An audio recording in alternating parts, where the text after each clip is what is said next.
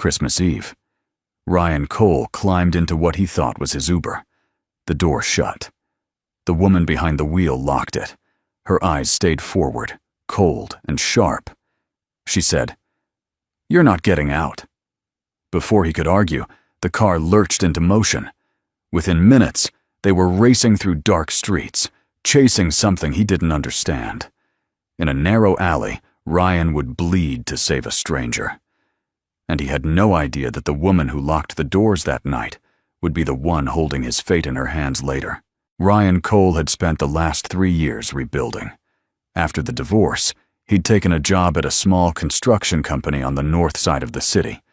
The work was steady, the pay was enough, and nobody asked too many questions. He showed up on time, kept his head down, and made sure his record stayed clean. That mattered more than most people understood. In a custody case still dragging through the courts, a clean record was the only leverage he had left. His daughter Emma was 7 now, living with her mother most of the time. Ryan saw her every other weekend. He wanted more than that. Tonight was supposed to be simple. He'd finished his shift late, covered for a guy who called in sick, and now he just wanted to get home. The streets were quiet, lined with Christmas lights that blinked in slow rhythm. He stood on the corner near 5th and Maple, checking his phone. The app said his ride was 2 minutes away, a silver sedan. He looked up and saw it pulling to the curb. Silver. 4 doors. He didn't check the plate. He opened the back door and slid in. The interior smelled faintly of coffee and something sharper, like gun oil. He didn't notice at first. He was already reaching for his seatbelt when the locks clicked. All 4 doors at once. The sound was too deliberate to be automatic. Ryan looked up. The woman in the driver's seat wasn't looking at him. Her eyes were locked on something ahead, through the windshield. Her hands gripped the wheel with the kind of tension that didn't belong in a rideshare.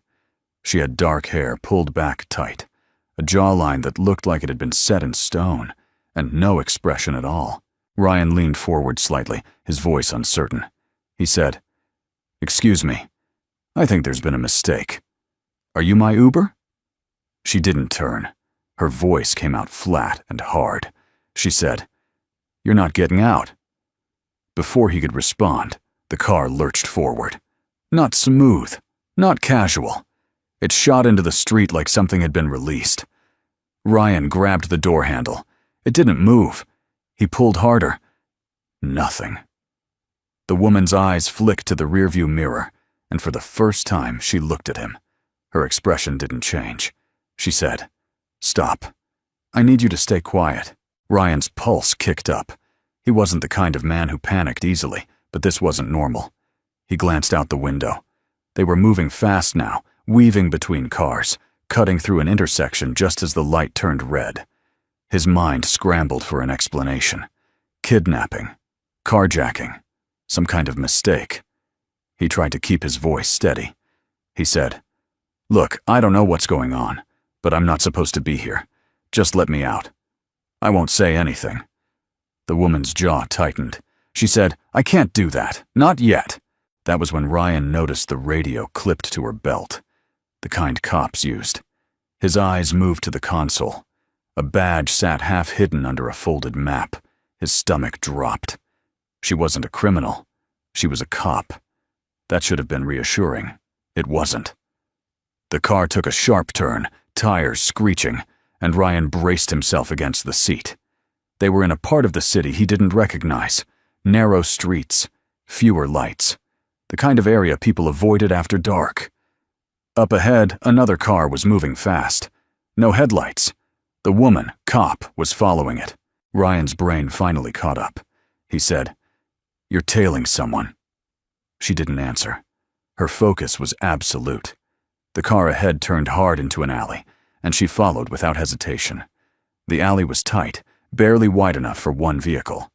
Brick walls rose on either side, dumpsters and fire escapes creating pockets of shadow. The car ahead screeched to a stop. The woman hit the brakes. Ryan lurched forward, his seatbelt catching him hard across the chest. For 3 seconds, nothing moved. Then the driver's door of the other car flew open. A man stepped out. Tall, wiry, wearing a jacket that didn't fit right. His hand went to his waistband. The woman was already moving. She shoved her door open and stepped out in one fluid motion, her hand on her holster. She called out, sharp and clear. She said, "Police! Don't move!" The man didn't listen. He pulled something from his jacket. Not a gun, a knife. Long blade, serrated edge. He came at her fast, too fast. She drew her weapon, but he was already inside her range. The knife came up in a rising arc, aimed at her throat. Ryan didn't think.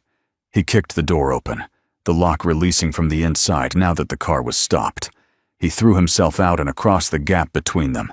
His body hit the man's arm just as the blade started its descent. The impact knocked the man sideways, but the knife didn't stop. It carved through the air and bit into Ryan's forearm. Pain exploded, white-hot and immediate. He stumbled back, clutching his arm. Blood seeped between his fingers, dark and fast. The man recovered, raising the knife again, but the woman was on him. She slammed the butt of her gun into his wrist, and the knife clattered to the pavement. She kicked it away, then forced him to the ground, one knee pressed hard into his spine. Ryan leaned against the brick wall, his vision swimming. The cut was deep. He could feel it. The woman cuffed the man, her movements efficient and mechanical. She spoke into her radio, calling for backup. Her voice was steady, emotionless. When she finished, she turned to Ryan. For the first time, something cracked in her expression. She crossed the space between them in 2 strides and knelt down. Her hands moved to his arm, peeling his fingers away to assess the damage. She said, "You're bleeding bad. Why the hell did you do that?" Ryan's breath came shallow. He looked at her, and despite the pain, his voice came out calm. He said, "You were about to get stabbed."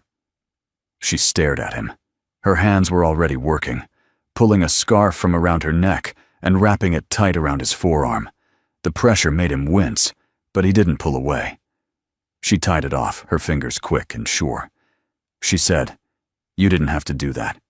You could have stayed in the car." Ryan met her eyes.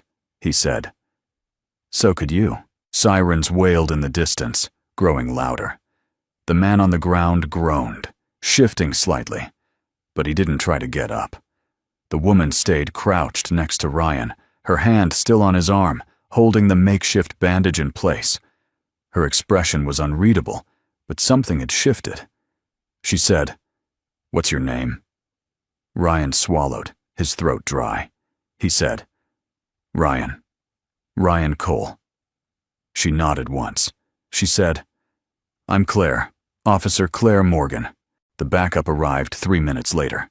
2 patrol cars, lights flashing, blocking both ends of the alley. Uniformed officers swarmed the scene, securing the suspect, taking statements. An ambulance pulled up, and a paramedic guided Ryan to the back. Claire stood near the suspect, speaking to another detective, but her eyes kept drifting back to Ryan. He watched her from the ambulance as the paramedic cleaned and bandaged his arm. The cut required 7 stitches. The paramedic worked quickly, threading the needle through skin while Ryan stared at the alley wall. When the paramedic finished, Ryan stepped down from the ambulance. Claire was walking toward him. She stopped a few feet away, her arms crossed. She said, "They're going to need a statement from you. You were a witness." Ryan nodded. He said, "I figured." She looked at him for a long moment, her expression still guarded. She said, "You shouldn't have been in that car. That was my fault." Ryan shrugged, wincing slightly at the motion. He said, "I shouldn't have gotten in without checking the plate. That was mine." Claire's mouth twitched, almost a smile, but not quite. She said, "You saved my life." Ryan didn't know what to say to that. He looked down at his bandaged arm, then back at her. He said, "You would have done the same." Claire didn't argue. She handed him a card with her name and a phone number. She said, "Call me if you need anything. Medical bills, time off work, whatever. I'll make sure it's covered." Ryan took the card, slipping it into his jacket pocket. He said, "I'll be fine." Claire nodded, but she didn't move. For a moment, they just stood there in the alley, surrounded by flashing lights and the low murmur of police radios. The suspect was being loaded into one of the patrol cars. The knife had been bagged as evidence. Everything was wrapping up. But something unspoken hung between them. Ryan broke the silence. He said, "Merry Christmas, Officer Morgan." Claire looked at him, and for the first time her expression softened, just slightly. She said, "Merry Christmas, Ryan Cole."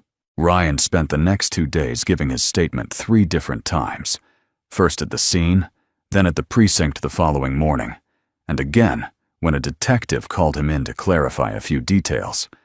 Each time, he told the same story. He got in the wrong car. The driver was a cop. There was a chase. A man with a knife. He stepped in. That was it. The detective seemed satisfied. Ryan wasn't sure if that was a good thing or not.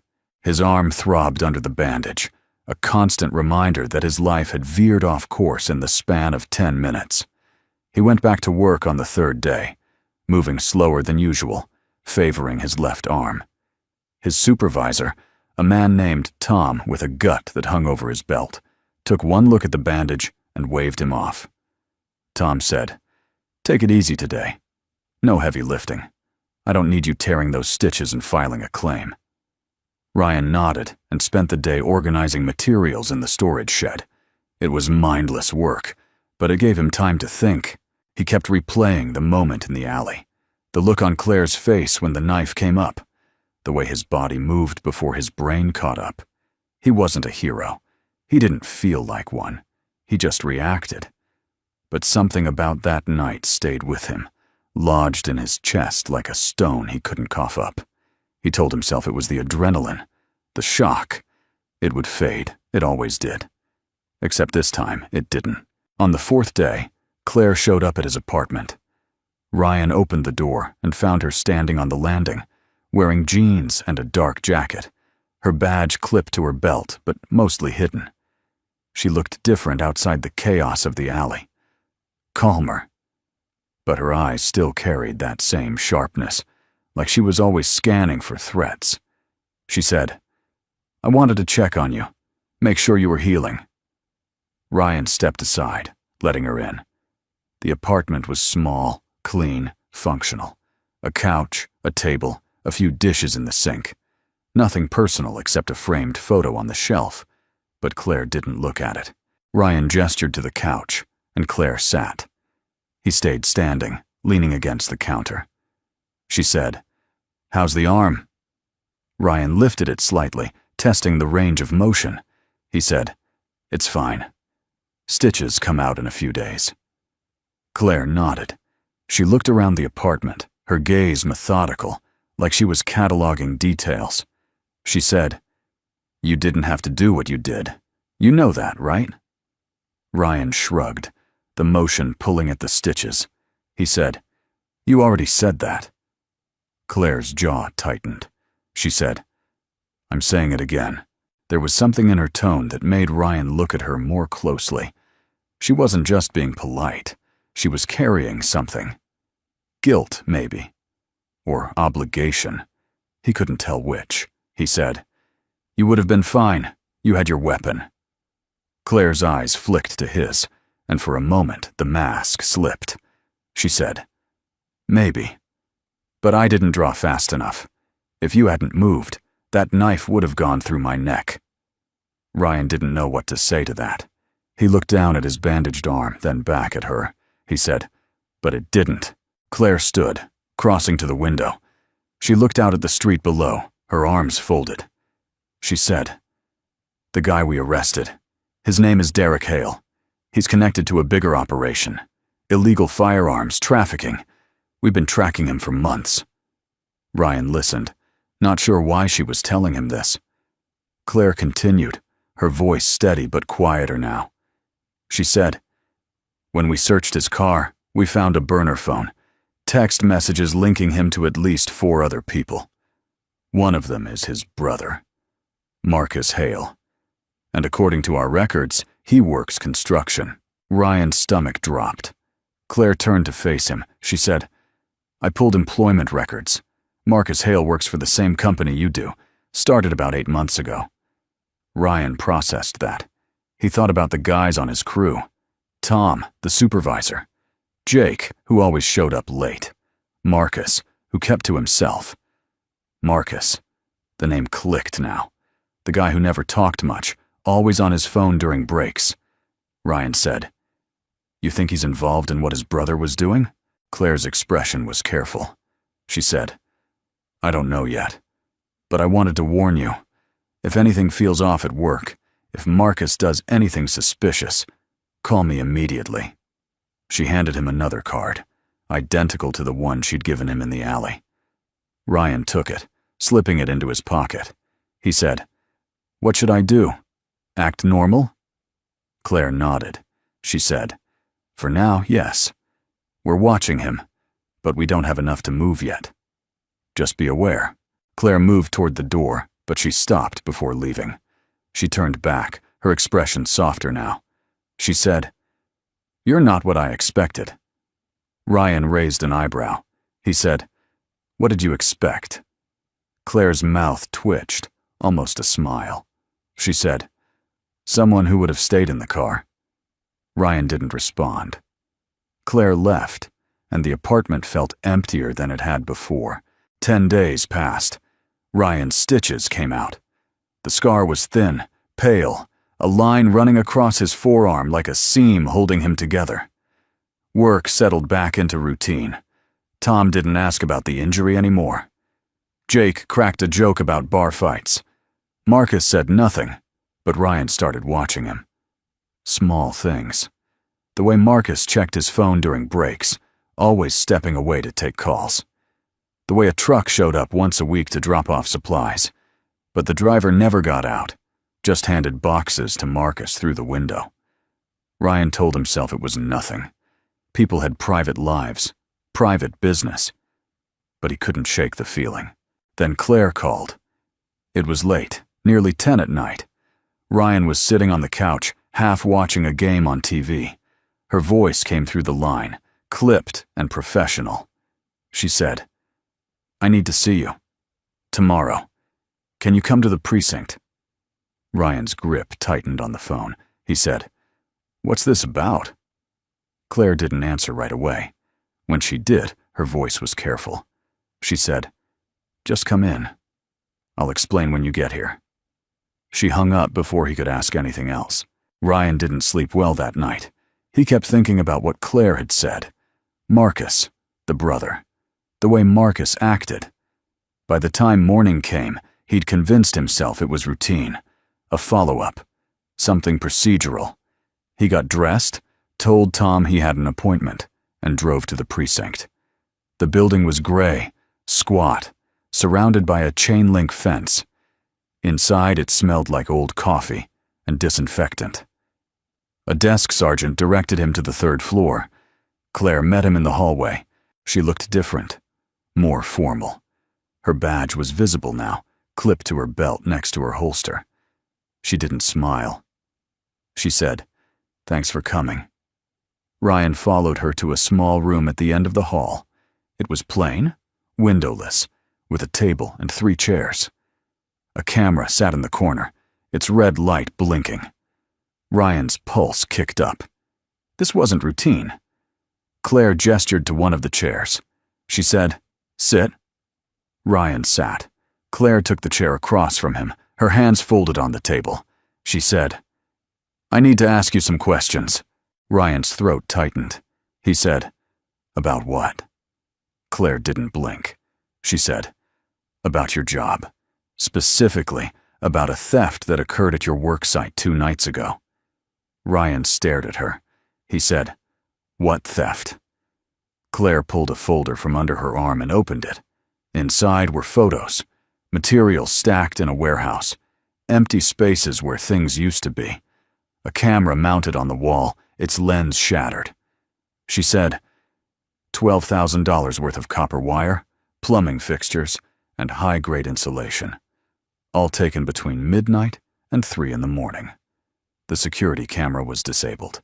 No forced entry. Ryan looked at the photos, his mind racing. He said, "I didn't know about this. Tom didn't say anything."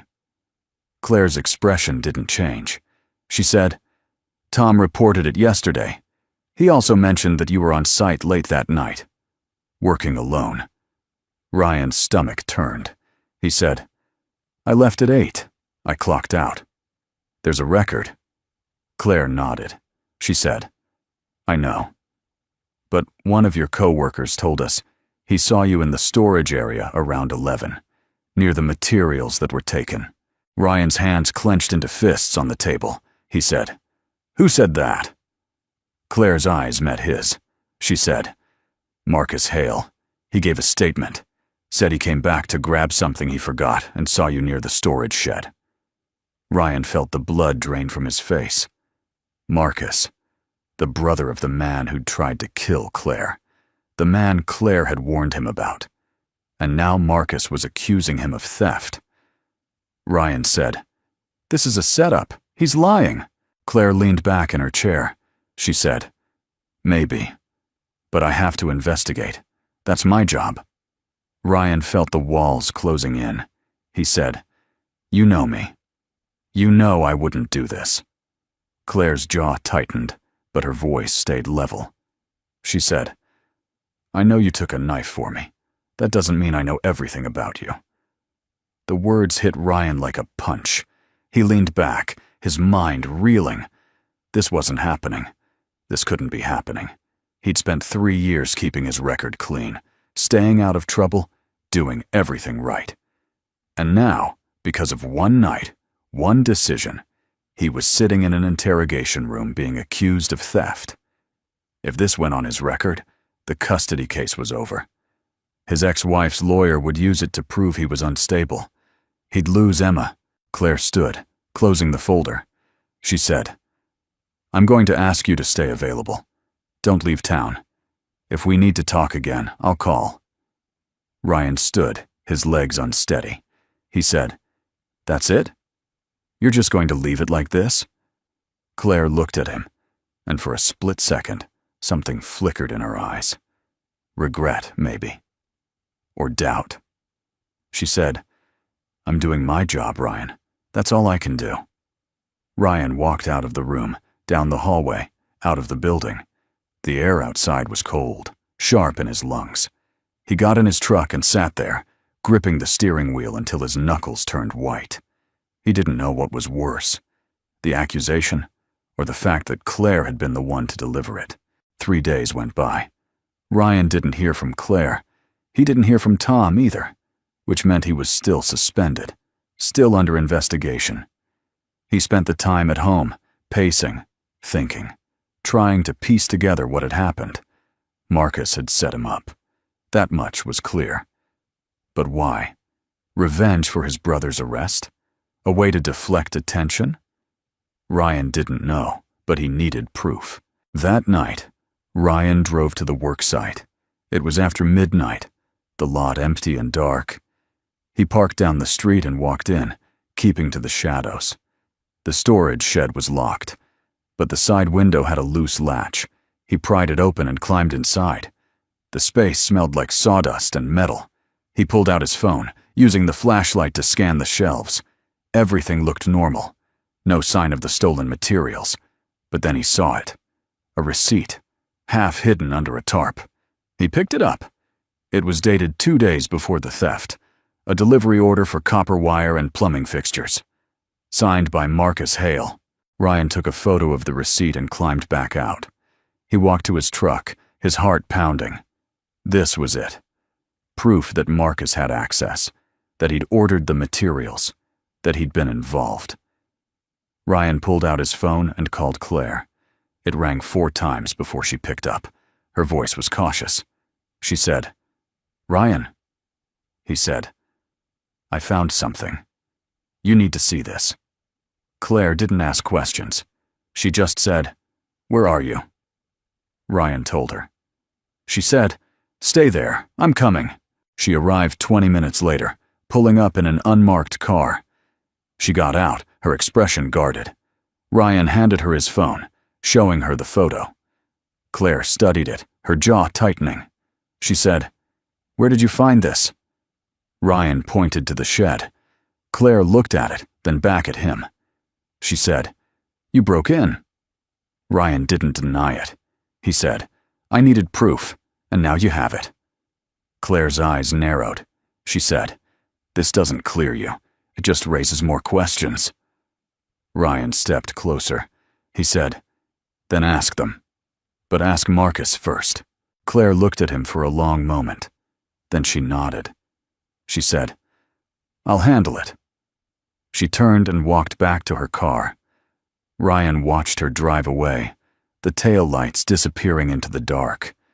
He didn't know if she believed him. He didn't know if it would be enough. But it was all he had. Ryan didn't hear from Claire for 4 days.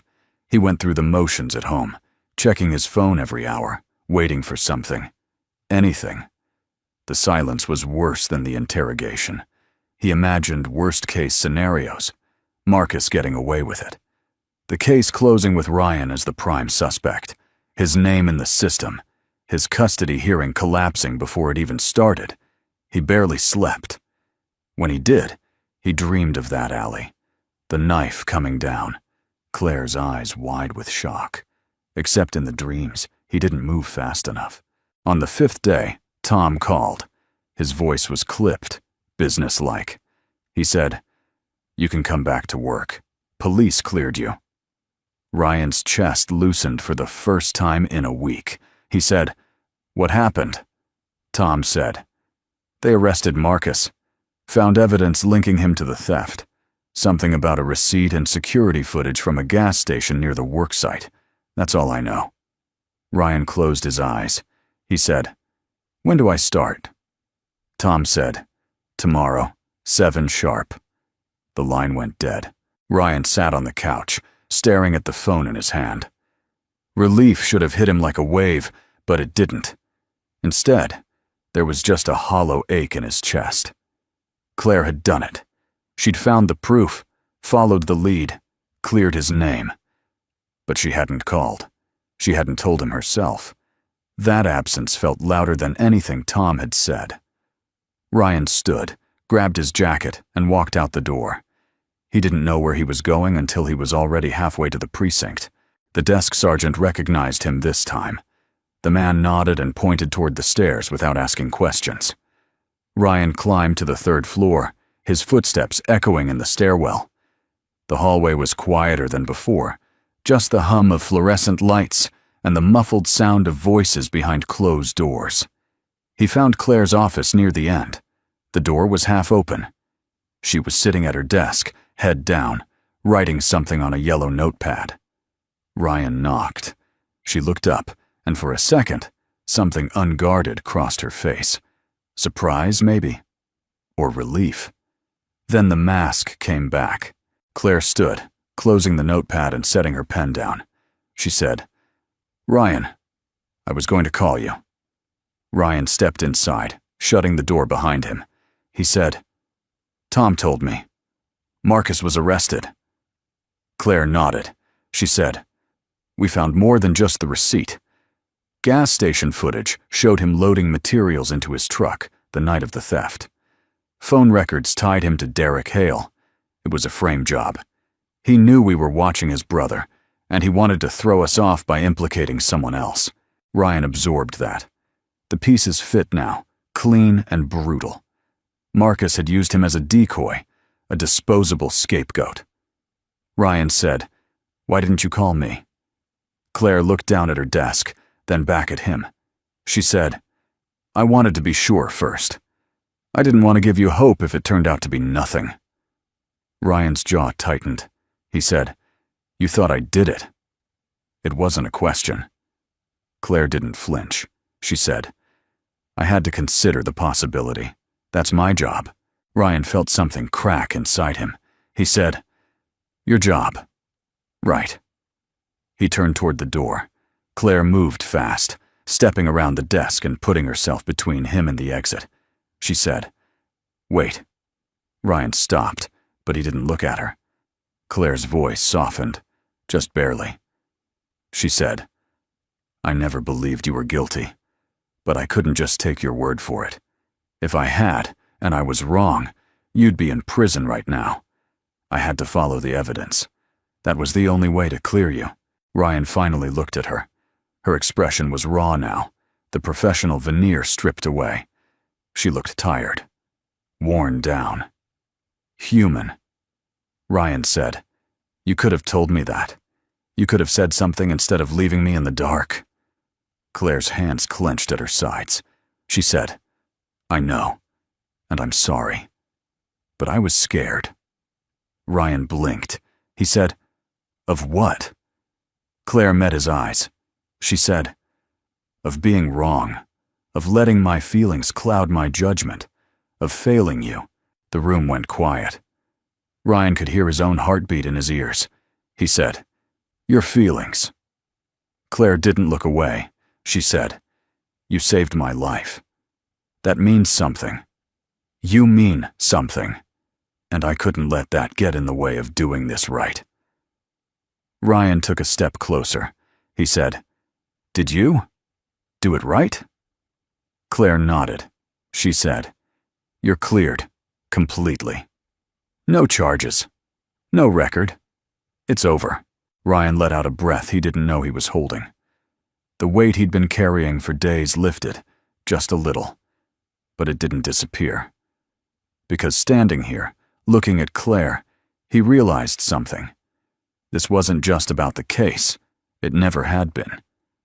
He said, What happens now? Claire's expression shifted, uncertain for the first time. She said, I don't know. You go back to your life. I go back to mine. Ryan shook his head. He said, That's not what I'm asking. Claire looked at him, and the wall she'd built around herself started to crumble. She said, I don't know how to do this. I've spent my whole career keeping people at a distance. It's safer that way. For them. For me. Ryan said, You think being close to you is dangerous. Claire didn't deny it. She said, It is. You saw what happened in that alley. That's my life. Every day. And I can't ask someone to step into that. Ryan moved closer, closing the gap between them. He said, You're not asking. I'm choosing. Claire stared at him, her breath catching. She said, You don't know what you're saying. You have a kid. Responsibilities. A life that doesn't involve chasing criminals and getting stabbed in alleys. Ryan's voice was steady. He said, I also have a life that involves standing up when someone needs help. That's not going to change. Claire's eyes glistened, just slightly. She said, You're stubborn. Ryan's mouth twitched, almost a smile. He said, So are you. Claire let out a shaky breath. She said, I don't want to drag you into my world, but I don't want to let you go either. Ryan reached out, his hand brushing hers. He said, Then don't. For a long moment, neither of them moved. Then Claire stepped forward, closing the distance, and rested her forehead against his shoulder. Ryan wrapped his arms around her, careful of the scar on his forearm. She felt solid and real, not the untouchable figure he'd seen in the interrogation room, just a person. Tired, scared, holding on. Claire's voice was muffled against his jacket. She said, I've never let anyone in like this. Ryan said, I know. They stood there in the quiet of her office, the city humming outside the window. After a while, Claire pulled back, wiping her eyes quickly. She said, You should go. Get some rest. You've been through enough. Ryan nodded, but he didn't let go of her hand. He said, What about you?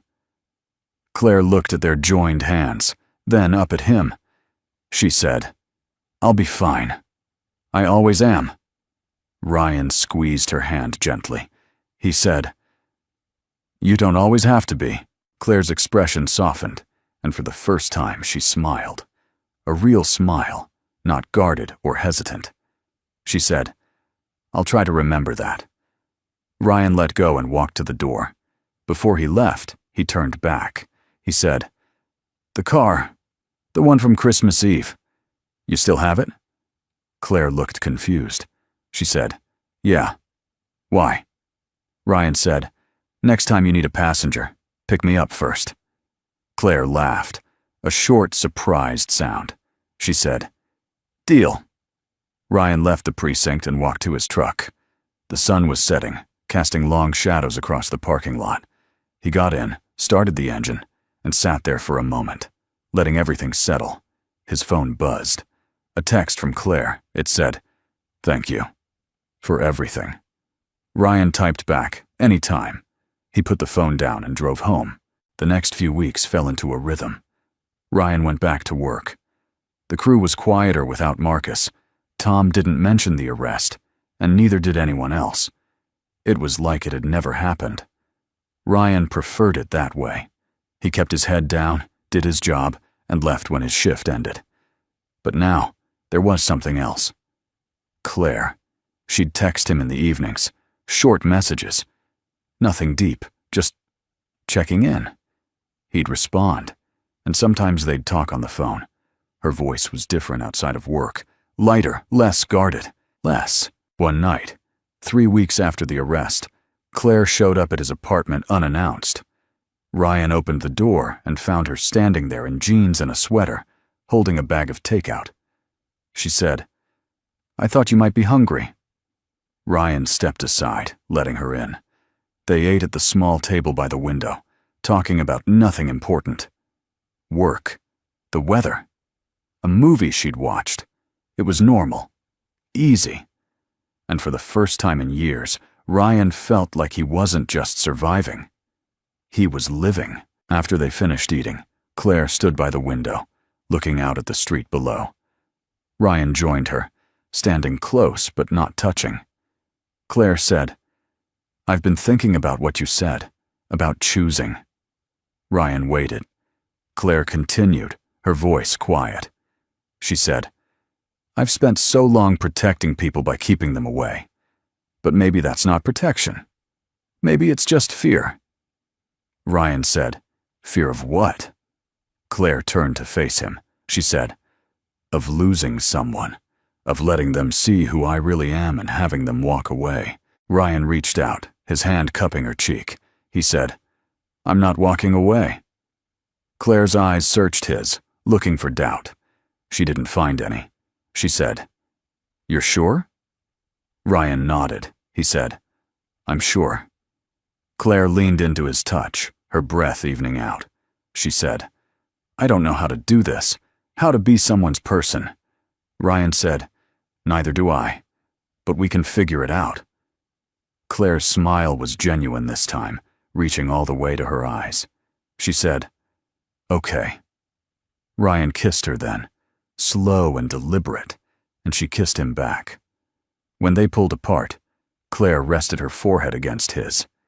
She said, "I'm glad I locked those doors." Ryan laughed softly. He said, "So am I." Months passed. Ryan's custody hearing finally happened. His lawyer presented his clean record, his steady employment, his stable home. The judge ruled in his favor. Joint custody, with Ryan getting primary placement. It wasn't everything, but it was enough. Claire was there when he got the news, waiting outside the courthouse. She didn't say anything. She just hugged him, and Ryan held on, grateful for the solid weight of her presence. They built something together. Slowly. Carefully. Claire still worked long hours, still came home with the weight of the job on her shoulders. But now, she had somewhere to come back to. Ryan's apartment became their space, a place where the world outside didn't matter as much, where they could just be two people figuring it out. Claire met Emma on a Saturday afternoon. She was nervous, quieter than usual. But the girl liked her. They talked about books and school and nothing heavy. And when Claire left, Emma said, "She's nice. I like her." Ryan texted Claire that night. He said, She likes you. Claire responded, Good, because I like her too. Ryan smiled, setting the phone down. Life wasn't perfect. It was messy and complicated and full of things they couldn't control. But it was theirs, and that was enough. One night, nearly a year after Christmas Eve, Claire pulled up outside Ryan's apartment in the same silver sedan. Ryan walked out and got in the passenger seat. Claire looked over at him, her expression calm but warm. She said, Ready? Ryan buckled his seatbelt. He said, Where are we going? Claire smiled. She said, Does it matter? Ryan thought about it. The locked doors, the alley, the knife, the interrogation room, everything that had brought them here. He said, No, it doesn't.